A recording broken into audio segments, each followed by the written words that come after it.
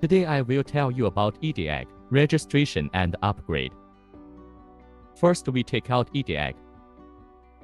Open the package and you can see the host. There are two instructions under the main engine. Includes multilingual instructions. According to the instructions, you can download the EDIAG app from the Google Store or the iOS Store. Open the EDIAG app. Select verification code login. Enter email.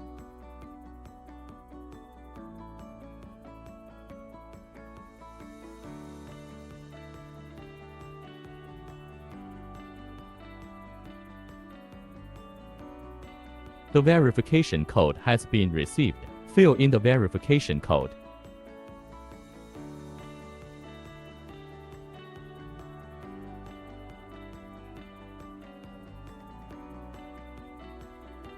Login successful. The main window of the software is displayed. Select the lower right option. Select My Device. Select the plus sign in the upper right corner. Select Activate Device. The SN and activation code are prompted. We found the instructions, CSN and activation code, and fill in the software box.